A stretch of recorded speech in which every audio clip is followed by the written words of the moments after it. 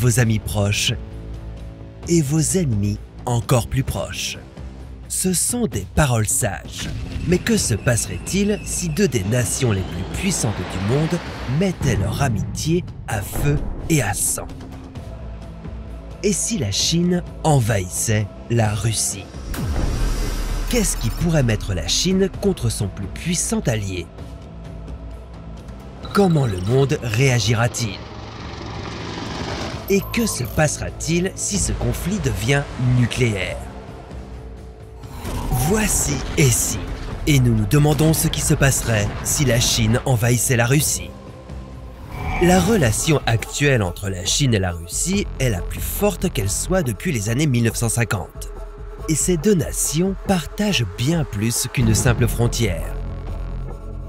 La Chine achète la majeure partie de son pétrole chez son voisin du Nord. En début d'année 2022, les deux pays ont annoncé des collaborations sur l'espace, le changement climatique, l'Internet et l'intelligence artificielle. Lorsque la Russie a envahi l'Ukraine et que la plupart des pays du monde se sont retournés contre elle, la Chine a adopté une position neutre. Et lorsque la Chine a voulu récupérer Taïwan, la Russie a soutenu les ambitions de la Chine. On peut affirmer que ces deux alliés se soutiennent mutuellement. Enfin, pour l'instant. Mais comme les ressources de la Russie sont épuisées en raison de la guerre en Ukraine, la Chine pourrait avoir l'occasion de s'emparer massivement des terres.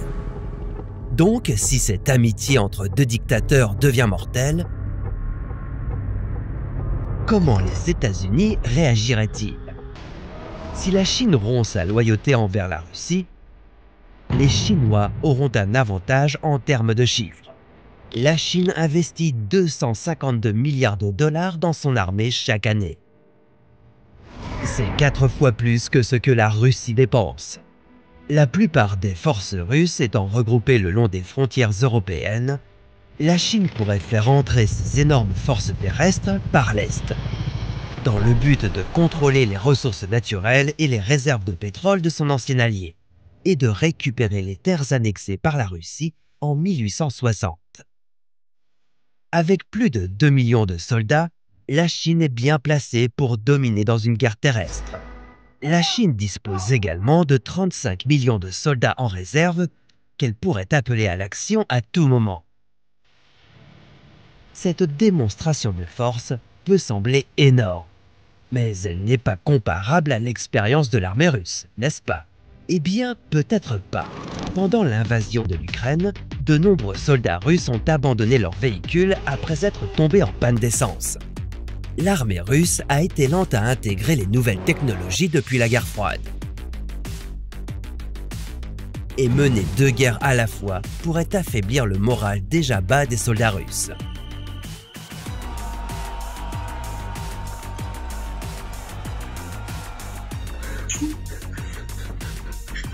La Chine pourrait ne pas s'en sortir beaucoup mieux. Bien qu'elle possède la plus grande armée modernisée de la planète, elle n'a pas fait la guerre depuis 1979. En avançant, la Chine trouvera le terrain de la Russie difficile à conquérir. La progression des troupes à travers cet immense pays pourrait être brutale pour les deux parties. Les réserves de pétrole de la Russie pourraient l'aider à renverser la vapeur, tout comme sa flotte de véhicules blindés. La Russie dispose d'une énorme force de chars de plus de 12 000 unités, tandis que la Chine en possède moins de 6 000. Mais avec les montagnes du Baïkal agissant comme une barrière naturelle, les villes de l'Est de la Russie, comme Vladivostok, pourraient être les premières à tomber sous les coups de l'armée d'invasion. S'enfoncer plus profondément dans la Russie centrale, où se trouvent les gisements de pétrole, pourrait être catastrophique. La Chine pourrait perdre un nombre important de personnes et d'équipements. Bien que leurs forces navales soient égales, les navires russes seraient trop dispersés sur les mers pour repousser l'attaque de la Chine. En attaquant en masse, la vaste flotte sous-marine de la Chine pourrait anéantir la flotte russe du Pacifique.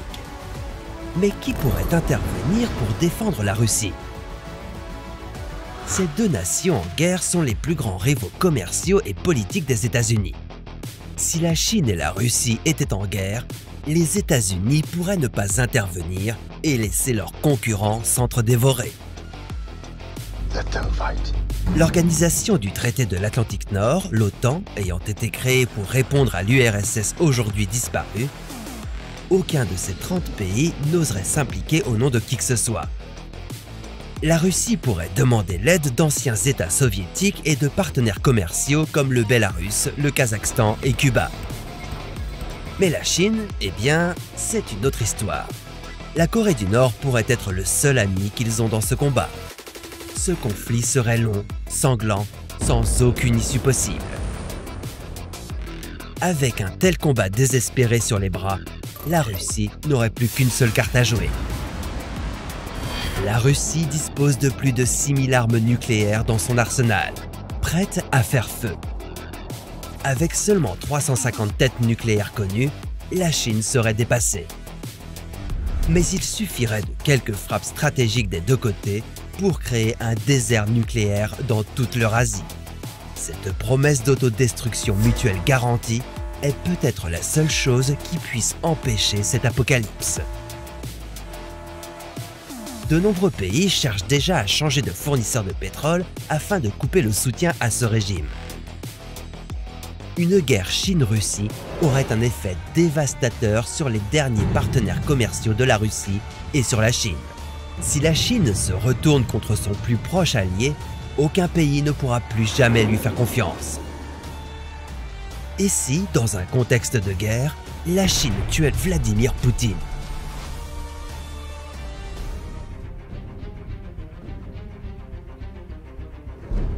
Chacune a choisi son camp. La Chine est sur le point de mettre sa menace de longue date à exécution et d'envahir sa voisine, l'île de Taïwan. Que se passe-t-il maintenant?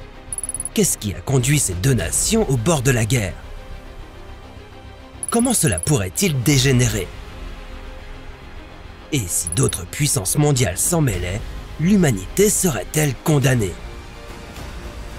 Voici et voici ce qui se passerait si la Chine envahissait Taïwan. Taïwan est une île située à 160 km de la côte sud-est de la Chine. C'est l'une des nombreuses îles de ce que l'on appelle la première chaîne d'îles d'Asie, qui comprend le Japon, une partie des Philippines et l'Indonésie. La souveraineté de Taïwan fait l'objet d'un conflit. La Chine affirme que le territoire lui appartient. Mais les autorités taïwanaises affirment que l'île ne fait plus partie de la Chine depuis 1949 au moins, date de la création de la République populaire de Chine. L'issue de ce conflit ne concerne pas seulement la Chine et Taïwan. De nombreuses autres nations sont impliquées dans cette sombre affaire. Taïwan est une puissance économique importante, car elle est l'une des plus grandes productrices mondiales de puces électroniques et d'autres produits électroniques. Elle est également un élément essentiel de la politique étrangère des États-Unis. Le président Biden a clairement statué que si la Chine attaquait l'île, les troupes américaines participeraient à l'effort de défense. Mais alors, si la Chine envahit Taïwan, est-ce que ce sera le coup d'envoi de la Troisième Guerre mondiale? Bien avant la première frappe, on serait en mesure d'observer des signes avant-coureurs du conflit. La Chine renforcerait sa puissance militaire en augmentant sa production de missiles balistiques et téléguidés. Ceci améliorerait la capacité de la Chine à bombarder ses cibles à longue distance. Mais en plus des préparatifs militaires, il y aurait d'autres signes précurseurs. La Chine prendrait des mesures pour stimuler son économie, en la rendant moins dépendante de ses partenaires commerciaux. Ce serait sa façon de se préparer à de graves sanctions en réponse à des actes de guerre. L'État chinois tenterait de préparer psychologiquement sa population à une guerre. Il commencerait à fixer des attentes spécifiques pour le conflit à venir. La priorité donnée au transport des militaires pourrait entraîner de graves perturbations dans le transport aérien de passagers au sein du pays. La Chine se mettrait à accumuler du matériel d'urgence et des médicaments, et à organiser des collectes de sang. Les médias parleraient sûrement du coût important de la guerre, les morts au combat pouvant se compter par dizaines de milliers. À mesure que l'heure de la première frappe s'approcherait, la Chine ordonnerait une mobilisation nationale de ses forces armées. Ce serait la première fois depuis 1979, pendant la guerre du Vietnam. La Chine étant le deuxième pays au monde en termes de dépenses militaires, derrière les États-Unis, imaginez l'ampleur de cette mobilisation. Il y aurait des exercices militaires, des centaines de milliers de civils enrôlés et des navires déployés. Les grandes infrastructures telles que les aéroports, les entrepôts alimentaires et les installations énergétiques seraient également placées sous contrôle militaire. Des hôpitaux de campagne seraient construits tout au long des régions directement opposées à Taïwan. Puis les premiers missiles traverseraient soudainement l'espace aérien taïwanais. Il serait alors temps pour Taïwan de se défendre. Cela ressemblerait énormément à un combat entre David et Goliath. Les dépenses militaires de la Chine sont 10 fois supérieures à celles de Taïwan. Et les chiffres le prouvent. La Chine compte près d'1 million de militaires au sein de ses forces terrestres, alors que Taïwan n'en compte que 100 000. Pour vous donner une idée des différences en matière d'armement, Taïwan ne possède que 650 tanks, 4 sous-marins et pas de bombes nucléaires. La Chine, quant à elle, possède 5400 chars, 59 sous-marins et plus de 400 ogives nucléaires opérationnelles. Sans parler d'une énorme flotte navale, d'une technologie de missiles avancée et de la possibilité de lancer de dangereuses cyberattaques. La Chine serait un ennemi redoutable et Taïwan ferait donc tout son possible pour ralentir l'attaque et la rendre aussi coûteuse que possible pour la Chine. C'est ce qu'on appelle la stratégie du porc-épic. La première étape pour Taïwan consisterait à faire tout son possible pour empêcher les forces navales chinoises de débarquer depuis le détroit de Taïwan avec des militaires, des armes et du matériel. Grâce à la surveillance accrue des côtes chinoises, Taïwan aurait suffisamment de temps pour entamer des manœuvres défensives. Elle lancerait des attaques rapides et furtives contre les navires chinois. Elle disséminerait des mines marines dans le détroit afin d'en rendre la traversée plus difficile. Mais la stratégie du porc-épic ne pourrait pas contenir éternellement la puissance militaire de la Chine. Une fois que les Chinois auraient débarqué, Taïwan s'engagerait dans une stratégie qui s'apparenterait davantage à une guérilla.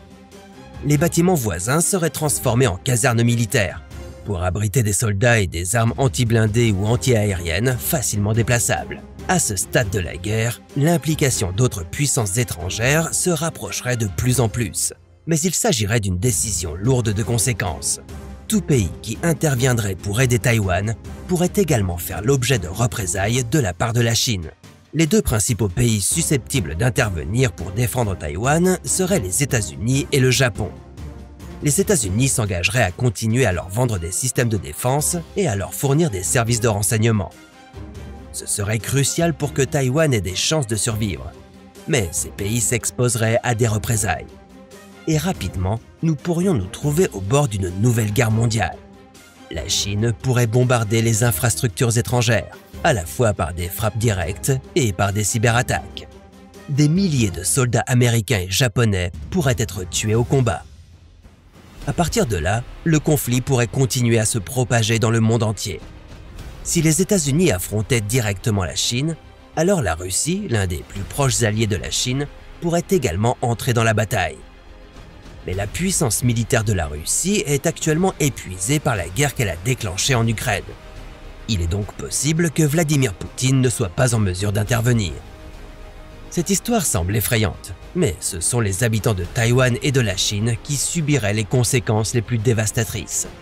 Des dizaines de milliers de soldats dans les deux camps pourraient mourir au combat, et beaucoup d'autres seraient faits prisonniers de guerre. La guerre aurait également de graves répercussions sur la vie des civils. Des frappes de missiles détruiraient des foyers entiers et on dénombrerait beaucoup de victimes. La situation serait aggravée par les économies paralysées, des pannes d'électricité permanentes et la famine. Si la Chine envahissait vraiment Taïwan, il y aurait une avalanche de conséquences qui toucherait le monde entier. L'histoire de l'humanité est jalonnée de batailles et de guerres, petites et grandes. Mais si la Troisième Guerre mondiale devait avoir lieu, elle pourrait être la plus grande bataille de l'humanité. Des technologies avancées, des troupes massives et une stratégie plus intensive seraient impliquées. Comment se déclencherait un tel conflit? Quel pays s'y mêlerait? Et comment cette guerre serait-elle menée? Voici et si, et nous nous demandons ce qui se passerait si une troisième guerre mondiale éclatait. Les gens parlent d'une possible troisième guerre mondiale depuis des décennies. Elle a failli commencer dans les années 1960 pendant la guerre froide entre l'Union soviétique et les États-Unis. Mais heureusement, nous avons réussi à l'éviter. Mais admettons que nous n'ayons pas cette chance la prochaine fois. Quand est-ce que la troisième guerre mondiale pourrait-elle avoir lieu? C'est difficile à dire.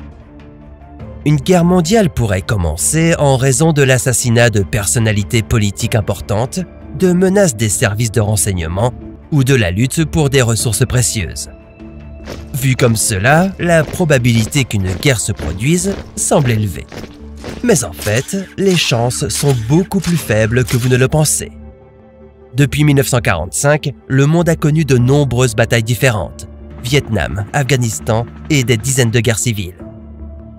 Nous devons garder à l'esprit que pour qu'une guerre mondiale se produise, elle doit impliquer le monde entier. Et la structure du monde a encore plus changé depuis 1945. Les pays ne sont tout simplement plus aussi étroitement alliés qu'avant. Les armées sont encore plus fortes et plus compétentes qu'elles ne l'étaient. Comme dans les guerres mondiales précédentes, il est probable que des millions de personnes meurent et que la Terre mette des décennies, voire des siècles, à s'en remettre. Surtout avec les armes et les outils que les pays utilisent aujourd'hui. Les soldats au sol pourraient avoir des exosquelettes. Il s'agit d'une armature métallique autour du corps du soldat qui augmente sa force. Même si cela ne les transformera probablement pas en Robocop, les soldats pourront plus facilement porter des équipements lourds sur de longues distances. Des armes capables d'envoyer des projectiles se courbant sur certaines trajectoires pourraient également être envisagées. Et au lieu de voir la guerre se dérouler sur la mer ou dans le ciel, elle pourrait en fait se dérouler dans l'espace. Les armées pourraient se battre sur des satellites armés qui pourraient affecter ce qui se trouve en dessous d'eux. Bien que beaucoup de ces choses semblent sortir d'un film de science-fiction, nous devons garder à l'esprit que ces armes sont aussi effrayantes que réelles, et nous espérons que personne n'aura jamais besoin de les utiliser. Après tout, la première fonction de ce matériel est tuer des gens. Mais il n'y aurait en fait peut-être que peu de soldats sur le terrain. La guerre du futur pourrait être menée sur des ordinateurs. Les drones, l'intelligence artificielle et les robots pourraient être les seules choses présentes sur le champ de bataille. Mais il est également possible que les actes de guerre du futur n'impliquent aucune violence. Le piratage des ordinateurs d'autres pays, ainsi que l'arrêt du réseau électrique, sont des possibilités. Et quel serait l'objet de cette guerre?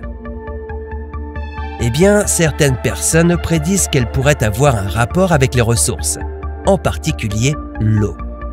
L'eau douce étant une ressource rare mais précieuse, les nations pourraient commencer à se la disputer au fur et à mesure qu'elle s'épuise. Mais espérons du moins que cette guerre ne durera pas éternellement. Alors, comment pourrait-elle se terminer? L'une des principales raisons pour lesquelles une guerre mondiale n'a pas encore eu lieu est liée à ceci. Pendant la Seconde Guerre mondiale, les États-Unis ont largué des bombes nucléaires sur le Japon, tuant plus de 100 000 personnes. Les villes concernées ont mis des décennies à s'en remettre. Mais les 2 bombes nucléaires utilisées pendant la Seconde Guerre mondiale ne seraient rien en comparaison des bombes modernes dont nous disposons aujourd'hui. Ah oui, au fait, il y a près de 14 000 ogives nucléaires dans le monde, détenues principalement par les États-Unis, la Russie et la Chine. Une nation peut disposer de toutes les ressources, de tous les peuples et de toutes les stratégies qu'elle souhaite, mais si une arme nucléaire est lancée sur elle, la partie est terminée. Et si un pays lâche une bombe nucléaire, qu'est-ce qui empêche un autre pays de faire de même? Et puis un autre, et un autre. De fil en aiguille, voici le monde réduit en miettes. Alors, qui gagnerait cette guerre? Absolument personne. Une troisième guerre mondiale aurait un impact massif sur le monde dans son ensemble. On peut dire que le monde ne serait plus jamais le même. Mais essayez de ne pas perdre le sommeil à cause de cela. Après tout, une troisième guerre mondiale comme celle-ci, avec des dizaines de pays impliqués, a très peu de chances de commencer demain. Si deux pays se battent, il est plus probable que leurs alliés restent de marbre et ne s'impliquent pas à leur tour. Les guerres sont toujours terribles. Le mieux à faire est de les éviter à tout prix. Après un sujet aussi lourd, nous aurions bien besoin de quelque chose d'un peu plus amusant. Et si par exemple, on sautait dans une piscine pleine d'acide gastrique? Ouais, non, en fait c'est moyennement amusant comme intitulé.